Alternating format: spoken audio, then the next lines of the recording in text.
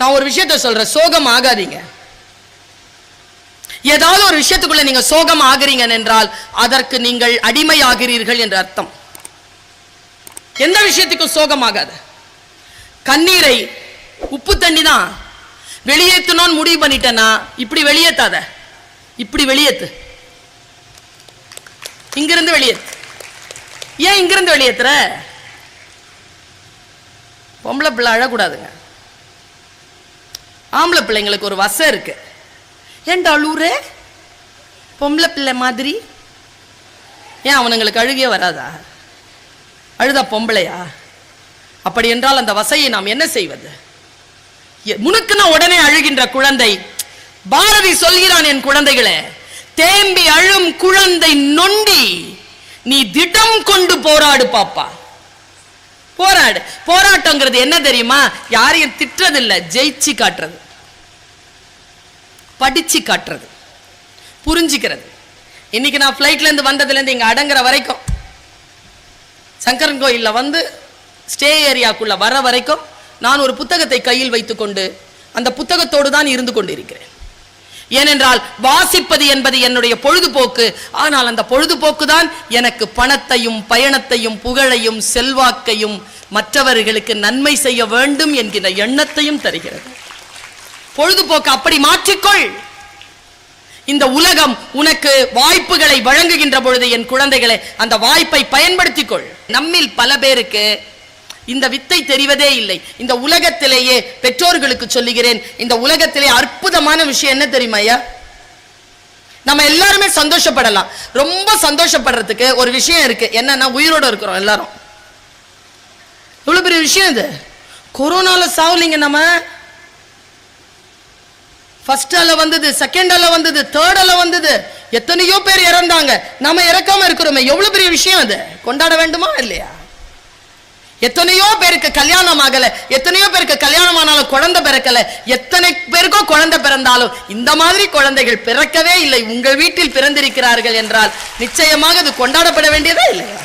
இந்த வாழ்க்கை எப்படி சந்திக்கிறதுன்னு மட்டும் நான் சொல்றேன். எதுவுமே நம்மிடம் இருந்துதான் தோன்ற வேண்டுமே தவிர அடுத்தவர்களிடம் இருந்து இல்லை. என்னதான் இப்ப நான் பேசிக்கிட்டு இருக்கிறேன், உனக்கு புரியணுமே. உன் வாழ்க்கையில் சரி, நான் இன்றிலிருந்து 2 மார்க்காவது அதிகப்படுத்தி நான் வாங்குவேன், ப்ராக்ரஸ் காட்டுவேன். ப்ராக்ரஸ் காட்டுறதுக்கு பேர் தான் ப்ராக்ரஸ் ரிப்போர்ட். உன் மனசுல தோணணுமே, இன்றிலிருந்து என்னுடைய வாழ்க்கையில நான் எவ்வளவு ஃபெயில் ஆனேனோ, எவ்வளவு கஷ்டப்பட்டேனோ, எவ்வளவு படிக்காம இருந்தேனோ, எவ்வளவு ஒழுங்கினமாக இருந்தேனோ, இதோ இந்த வினாடியிலிருந்து என் வாழ்க்கையின் பொறுப்பை நான் எடுத்துக்கொள்கிறேன் என்று சொல்லக்கூடிய குழந்தை ஜெயிக்கிறது. நல்லா தெரிஞ்சுக்கோங்க, இந்த உறுதிப்பாட்டை நான் இறைவனுக்கு சாட்சியாக சொல்லுகிறேன். என் 10வது வயதில் நான் எடுத்தேன். 10வது வயசுல நான் எடுத்தேங்க. நான் 10 வயசு வரைக்கும் ரொம்ப அநியாயமான ஒரு மைண்ட் செட்ல தான் நான் இருந்தேன். ரொம்ப திமிர். எனக்கே நல்லா தெரியும் திமிர். எங்க அம்மா என்ன ரொம்ப கடுமையா நடத்துவாங்க. நான் படிக்கணும்ட்டு கடுமையா நடத்துவாங்க. மேத்ஸ் டீச்சர் கிட்ட கொண்டாந்து விடுவாங்கங்க. தோலை உரிச்சிருங்க, நான் வீட்டில் மிளகா பொடி போட்டுக்கிறேன், கண்ணை மட்டும் விட்டுருங்க. நான் ஒரு நாள் எங்கள் அம்மாட்ட கேட்டேன், ஏன் கண்ணை மட்டும் விட சொல்கிற, அதையும் நோண்ட சொல்கிறது? எங்கள் அம்மா என்ன தெரியும் சொல்லிச்சு பதில்? ஆசைப்பார், உனக்கு படிக்கிறதுக்கு தான் விட்டு வச்சிருக்குது, அதை விடவே விடாதுங்க. எனக்கு கொடுக்குற ஆகப்பெரிய தண்டனையே ஸ்கூலுக்கு போகக்கூடாதுன்னு சொல்கிறது தான். இன்னைக்கு சொல்லி பாருங்களேன், தண்டனையை திரும்பி திரும்பி அதே தப்பை செய்யும். ஹை இன்னைக்கு ஸ்கூலுக்கு போக விட மாட்டாங்க, ஹை இன்னைக்கு ஸ்கூலுக்கு போக விட மாட்டாங்க. நான் பயந்து போயிருக்கேன். ஏன் தெரியுமா? கல்வி என்கின்ற ஒன்றை மட்டும் கையகப்படுத்தவில்லை என்றால் நானும் என் தெருவில் வாழக்கூடிய மிக வறுமைக்குட்பட்டு பசியால் வாடி மருத்துவத்திற்கும் பணம் இல்லாமல் மரியாதை இல்லாமல் நடத்தப்படுகின்ற பெண்களை போல நான் தோற்று விடுவேனோ என்ற பயந்துதான் குழந்தைகளை நான் படித்தேன். அந்த பயம் எனக்கு இருந்தது. கல்வி என்கின்ற ஒன்றை மட்டும் கையகப்படுத்தி கொண்டால் இந்த உலகத்தை நாம் ஜெயிக்கலாம். தோற்று போனால் அடுத்தவர்கள் சொல்லுவது போல் நாம் வாழ வேண்டும். ஜெயித்து விட்டால் என் வாழ்க்கையை நானே தீர்மானிக்கலாம் என்கின்ற உண்மை எனக்கு தெரிந்த போது நான் படிக்க தொடங்கினேன். டீச்சருங்கெல்லாம் சொல்றாங்கிறதுனால இல்ல, எனக்கு இங்கே நல்ல டீச்சர்ஸு, எனக்கு சில டீச்சர்ஸ் சுமாராக தான் கிடச்சாங்க. ஒரு டீச்சர் இருப்பாங்க, கெமிஸ்ட்ரி டீச்சர். எனக்கு உங்களுக்கு இருக்கிறாங்களா? ஏன் டீச்சர் மாதிரி இருக்க மாட்டாங்க, நல்ல டீச்சராக இருப்பாங்க. என்னை பார்த்த உடனே அந்த டீச்சர் என்ன தெரியுமா சொல்லுவாங்க? உருப்பட மாட்டானா? என்ன செய்யறது, அழகா வேற இருக்கும் அந்த அம்மா. பியூட்டிஃபுல்லா இருப்பாங்க. ஸ்மார்ட்டா பியூட்டிஃபுல்லா இருக்கிற ஆட்களை பார்த்தா டக்குன்னு திட்ட தோணாதுல்ல. இப்படி பார்ப்பேன், ஹோப்லெஸ், உருப்பட மாட்டேன். கபடி போயிட்டு வந்தியா? கபடி போயிட்டு வந்துவிட்டேன் நான். எனக்கு கபடி ஏன் தெரியுமா பிடிக்கும்? நான் கபடி விளையாடுவேன் சார். அத்லெட்டிக் நான். ஆக்சுவலா 182 சர்டிஃபிகேட் வச்சிருக்கேன். நான் +2ல பார்த்த ஒரு சிறுவன், என்னை போலவே சிறுவன். நான் ஏர்போர்ட்ல இருந்து வெளியில வர, ஒரு கார்ப்பரேஷன் ஸ்கூல்ல படிச்சவங்க 2 பேரும். அவன் ஆடி கார்ல வந்து இறங்கி, பர்வீன் அப்படின்னு சொல்லிட்டு, பெரிய தொழிலதிபராக இருக்கிறான். ரொம்ப பெருமை பர்வீன். நாங்க இப்படி சந்திக்கணும். இன்னும் 25 ஆண்டுகள் கழித்து இந்த பள்ளிக்கூடத்தில் சந்திக்கக்கூடிய பிள்ளைகள் யாரையேனும் 25 ஆண்டுகள் கழித்து சந்தித்தால், இத்தகைய ஒரு பெரிய ஸ்கூலுக்கு ஓனராவோ, பெரிய மந்திரியாவோ, பெரிய ஜட்ஜாவோ, பெரிய பேராசிரியராவோ, பெரிய டாக்டராவோ, ஒரு IPS IAS அதிகாரியாகவோ, இந்த உலகத்திற்கு மிக முக்கியமான பணியை செய்யக்கூடியவர்களாக ஒருவரை ஒருவர் சந்தித்துக் கொள்ளுங்கள். மற்ற 2-3 பேரை சந்தித்தேன். ஒரு ஹாஸ்பிட்டல்ல அட்டெண்டரா இருக்கிறாங்க ஒருத்தங்க. அதே +2, நான் சயின்ஸ் ஸ்டூடெண்ட். அதே ஒரு அட்டெண்டரா ஒருத்தரை சந்திக்கிறேன், ஆடி கார்ல ஒருத்தரை சந்திக்கிறேன். எங்க அம்மா வரும்போது சொன்னாங்க, அம்மா காய்கறி தீந்து போச்சுமா, வரும்மா. ஏம்மா மார்க்கெட்ல வண்டியை நிறுத்து, இப்படி அது வாங்கிட்டு வந்துருப்பாப்பா, காலையில சோறு கட்டணும்ல. இறங்கி வெங்காயம் வாங்குறதுக்காக நிற்கிற அந்த வெங்காயத்தை நிறுத்துற பெண் என்னுடன் +2 படித்த பெண். அவளையும் பார்க்கிறேன். சிந்தாதிரிப்பேட்டையில கருவாடு விற்கிறாள் என்னுடன் படித்த +1 படித்த பிள்ளை, அவளையும் பார்க்கிறேன். எல்லோருக்கும் வாய்ப்பு இயற்கை கொடுத்தது தானே. யார் எப்படி பயன்படுத்திக் கொள்கிறோம் என்பதை வைத்துத்தான் இந்த உலகம்.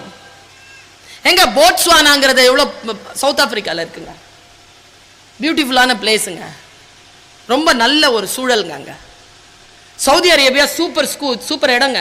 அங்கெல்லாம் தன்னுடைய வேலைகளை செய்து இயற்கை தன்னை அழைத்து கொண்டு செல்வதற்கு முன்னால் இவ்வளவு பெரிய கட்டடத்தை ஏற்படுத்தி ஆயிரக்கணக்கான பிள்ளைகள் படிப்பதற்கான ஒரு ஏற்பாடு செய்துவிட்டு போனாரே மணி என்கின்ற ஒரு உயிர். வாய்ப்புகள் உலகத்தில் எல்லோருக்கும் தான் கிடைக்கிறது. யார் அதை பயன்படுத்துகிறார்கள்? உலகத்தில் இப்பொழுது இருக்கக்கூடிய வசதிக்கு வேறு எந்த வேலைகளை கூட செய்யலாம், புகழ் பெறலாம், நிறைய பணம் சம்பாதிக்கலாம். இப்படி ஒரு ரிமோட் ஏரியால இருக்கக்கூடிய ஒரு ஸ்கூலுக்கு செக்ரட்டரியா வந்து காலையும் மாலையுமாக வேலை செய்ய வேண்டிய அவசியம் என்ன? It's a choice. வாய்ப்புகள் வரும். அந்த வாய்ப்புகளை நாம் எப்படி பயன்படுத்திக் கொள்கிறோம் என்பதை வைத்துதான் குழந்தைகளை உலகத்தில் உயர்வும் தாழ்வும். இந்த கிளாஸ் எடுக்கிறதுல, ஆன்லைன் கிளாஸ் எடுக்கிறதுல எவ்வளவு கஷ்டங்கிறது நான் அப்படிதான் எடுத்தேன். நீங்கெல்லாம் நினைக்கிறீங்களா இதுங்க பாவம்னு? ஆன்லைன் கிளாஸ்ல am I audible சொல்லி சாப்பிட்டதெல்லாம் கரைஞ்சி போய் முன்னால உட்காருவோம். குட் மார்னிங் கேர்ள்ஸ் ஒன்னு சொல்லணும், குட் மார்னிங் திருப்பி அவ சொல்லிட்டோம் இவ சொல்லிட்டோன்னு கம்முன்னு இருக்கும். ஆன் பண்ண சொல்லுங்களேன் இத கேமராவை. மேம் கேமரா ஆன் பண்ணா கிளாஸ் கேட்க மாட்டேங்குது மேம். சரி ஒழிஞ்சு போ, கிளாஸ் ஆகுது கேளு. Any doubt understand? கம்முன்னு இருப்பா, ஃபியூனரல்ல இருக்கிற மாதிரியே இருப்பா. எவ்வளவு கஷ்டம் தெரியுமா? வைத்தால கத்துவோங்க அந்த படத்தை பார்த்து, அந்த ஸ்கிரீனை பார்த்துக்கிட்டு.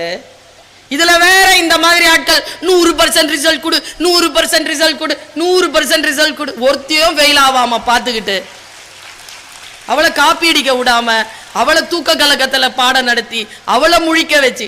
உண்மையா சொல்ற, நீங்க டீச்சர்ஸ் எல்லாருமே கோஆபரேட் பண்ணாங்களா இல்லையான்னு நீங்க சொல்லிட்டீங்க. ஆனால் அவங்க எல்லாருக்குமே கரெக்டாக நீங்கள் சம்பளம் கொடுத்துருப்பீங்கன்னு மட்டும் நான் நம்புகிறேன். நல்ல சம்பளமாக கொடுங்க டீச்சர்ஸ்க்கு. கைத்தட்டுகின்றவர்கள் டீச்சர்ஸ். சில நேரங்களில் நமக்கான ஊதியம் என்பது பணத்தால் அல்ல, நமக்கான அங்கீகாரத்தால் விளைகிறது. அந்த அங்கீகாரத்தை கொடுக்கக்கூடியவர்களை நான் வெகுவாக பாராட்டுகிறேன். குழந்தைகளே, உங்களுடைய வாழ்க்கை உங்கள் கையில் இருக்கிறது.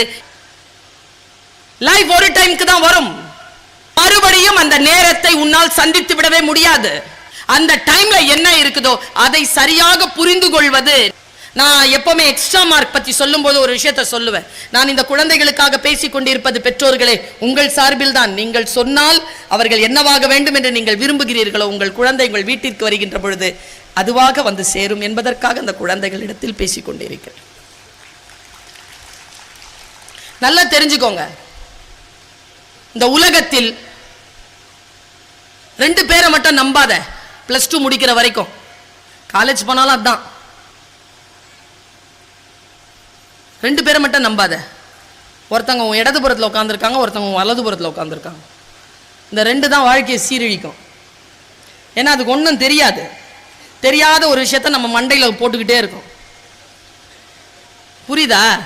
யார்கிட்ட தெரியுமா டவுட் கேட்கணும்? அதுகிட்ட இல்லை, டீச்சர்கிட்ட கேளு. டீச்சர்கிட்ட கேளு. இன்டென்ஷன் தப்பா இருந்துச்சுன்னா தப்பா கூட சொல்லி கொடுத்துடலாம். ஆனால் ஆசிரியருக்கு ஒருபோதும் இன்டென்ஷன் தப்பா இருக்காது. நீ ஜெயிக்க வேண்டும் என்பதற்காகவே பாடுபடக்கூடியவர்கள். நான் உங்க எல்லார்கிட்டையும் சொல்றேங்க, ஆசிரியர்களை நம்புங்கள். நான் ஆசிரியையாக இருப்பதனால் சொல்லுகிறேன், ஆசிரியைகளை நம்புங்கள். உங்க ஆசிரியை, உங்க குழந்தையினுடைய ஆசிரியை உங்களை கூப்பிட்டு அவளை பத்தி ஏதேனும் ஒரு கம்ப்ளைண்ட் சொல்றாங்கன்னா தயவு செஞ்சு நம்புங்க. திரும்பி மல்லுக்கு நிக்காதீங்க. என் பிள்ளை அதெல்லாம் செய்யாது. செய்யும். என் பிள்ளைக்கு பொய்யே சொல்லுவா. இந்த 4 பேரோட சேர்ந்துதான் அவ கெட்டு போயிட்டா. 4த்துக்கு ஹெட்டே அவதான். நான் பார்க்கலையா? பார்க்கிறோம். உங்கள் பிள்ளைகளை சத்தியமா சொல்றேன், முழுசா நம்பாதீங்க, கண்காணிச்சுக்கிட்டே இருங்க. இது பல இடங்கள்ல நான் சொல்லிட்டேன். இந்த பிள்ளைகள் நம்ம சொல்றதெல்லாம் கேட்குது நான் நினைக்கிறீங்களா? இப்ப இல்லடா, அது முன்னால சொல்லி அறிவுரை சொல்லிட்டே இருக்கிறீங்க. அது கேட்குதுன்னு நினைக்கிறீங்களா? நம்பி தானே சொல்றீங்க. அதுங்க நீங்க நினைப்பீங்க, சத்தியமா நினைப்பீங்க. நான் டீச்சர்ல நானும் நினைச்சிருக்கேன். கிளாஸ் நடத்தும் போது அதுங்க எல்லாம் என்னை பார்த்துட்டு, சிலது இருக்கு பார்த்துருக்கீங்களா,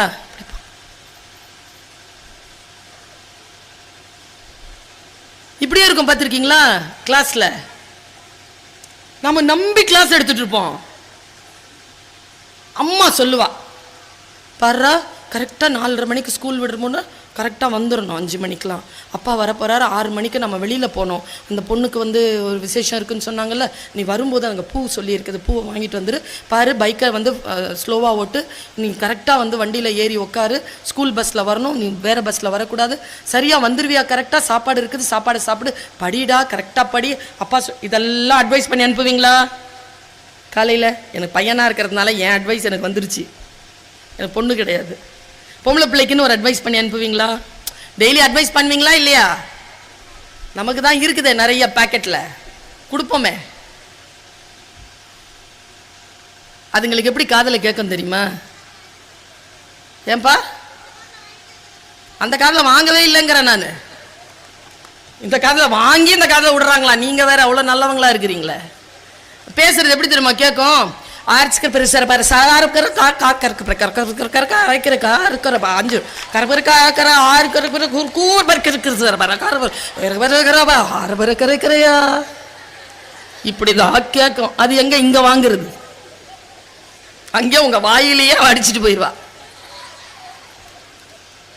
நான் நம்புறதே இல்லையே, ரிசல்ட் தான் பார்ப்பேன். ரிசல்ட் மிஸ், அடுத்த முறை நான் கண்டிப்பா மிஸ். சொல்லில் உயர்ந்த சொல், கமான், சொல்லில் உயர்ந்த சொல் செயல். சொல்லுங்க இன்னொரு வாட்டி, சொல்லில் உயர்ந்த சொல்.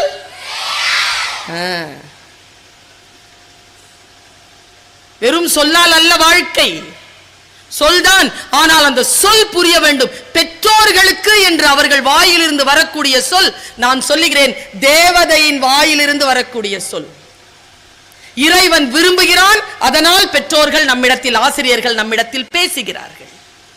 அந்த சொல்லை நான் சொன்னேன்ல, என்னுடைய இன்னொரு டீச்சர் எப்ப பார்த்தாலும் என்னை பார்த்துட்டு பேசாத அப்படிம்பாங்க.